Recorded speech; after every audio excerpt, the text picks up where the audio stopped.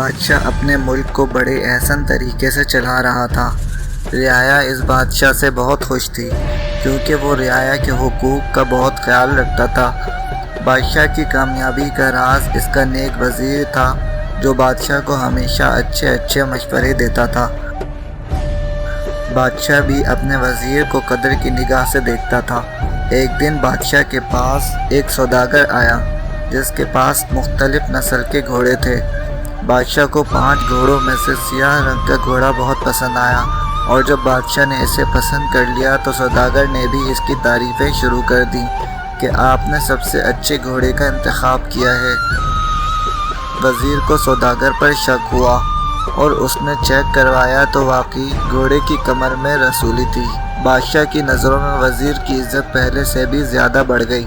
کچھ دنوں کے بعد ایک علاقے کے لوگ بادشاہ کی خدمت میں حاضر ہوئے اور کہنے لگے کہ ہماری ایک خواہش ہے، ہم چاہتے ہیں کہ پاس والے میدان میں ایک مقابلے کا انعقاد کرایا جائے جس میں ملک بھر سے لوگ حصہ لیں۔ مقابلہ جیتنے والے آدمی کو آپ اپنے ہاتھوں سے انعام سے نوازیں گے۔ بادشاہ کو یہ تجویز بہت پسند آئی۔ تہوار کی ایک تاریخ مقرر کی گئی۔ اس تہوار میں دور دراز کے علاقوں سے لوگوں نے حصہ لیا۔ ان مقابلوں میں گھوڑ سواری، کشتی اور دوڑ کے مقابلے شامل تھے۔ اس تہوار کے مہمان خصوصی خود بادشاہ تھے جس نے جیتنے والے لوگوں کو اپنے ہاتھ سے انعامات دیے۔ اس مقابلے کے کامیاب انعقاد کے بعد کچھ عورتیں بادشاہ کی خدمت میں حاضر ہوئیں۔ انہوں نے بادشاہ کی خدمت میں عرض کی کہ ہم عورتوں کو بھی مقابلہ دیکھنے کی اجازت دی جائے کیونکہ جس دن مقابلہ ہوتا ہے اس دن ہم گھر میں اکیلی ہوتی ہیں اور کوئی بھی انجان شخص ہمیں نقصان پہنچا سکتا ہے۔ ہم عورتیں ہیں، جسمانی طور پر کمزور ہیں، ہم ان کا مقابلہ نہیں کر سکتی۔ بادشاہ کو ان عورتوں کی یہ تجویز پسند آئی اور ان کو بھی تہوار دیکھنے کی اجازت دی گئی۔ وزیر نے بادشاہ کے اس فیصلے کی مخالفت کی۔ وزیر نے کہا اگر اجنبی عورت اور مرد ایک ہی جگہ جمع ہو گئے تو شر پھیلے گا، تاک جھانک کا سلسلہ جاری ہو جائے گا اور اس سے فسادات کا آغاز ہوگا جو کبھی ختم نہ ہو پائیں گے۔ تہوار کے دن گھر کا ایک فرد گھر میں ہی ٹھہر جائے تو یہ مسئلہ حل ہو جائے گا۔ بادشاہ نے وزیر کی بات کو رد کرتے ہوئے عورتوں کی حمایت جاری رکھی۔ اگلے سال مرد اور عورتیں دونوں نے تہوار میں حصہ لیا۔ آنکھ سے زنا کا آغاز شروع ہو چکا تھا۔ تاک جھانک کا سلسلہ بھی جاری ہوا۔ بادشاہ نے ایسی چیز کی بنیاد رکھ دی تھی جس کے نتائج سے وہ ناواقف تھا۔ دوسرے سال بھی مرد اور عورتیں مل کر تہوار میں شامل ہوئیں۔ اس دفعہ جوڑوں میں ناجائز تعلقات قائم ہو چکے تھے۔ ایک دن تہوار کے دوران بادشاہ نے دیکھا کہ ایک عورت کسی مرد سے چھپ کر مل رہی ہے۔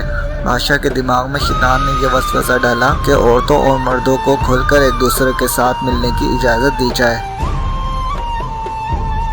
بادشاہ نے ایک نیا اعلان کیا کہ آپ ایک دن تہوار کے بعد سب مرد عورتیں ایک رات دربار میں ہی گزاریں گی اور رات کو ایک محفل ہوگی جس میں عورتیں رقص کریں گی۔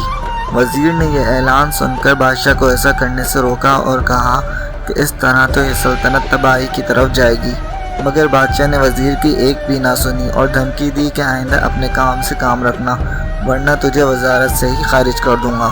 وزیر دل میں سوچنے لگا کہ بادشاہ کو اس فعل حرام سے کیسے روکا جائے، مگر اسے کچھ سمجھ نہیں آ رہی تھی۔ اب تو فحاشی اپنے عروج پر تھی۔ شام کے وقت لڑکیوں کا رقص ہوتا اور بادشاہ سمیت سب مرد شراب نوشی کرتے۔ پھر آدھی رات کو دربار کے اندرونی دروازے بند کر کے چراغ بجھا دیے جاتے تھے۔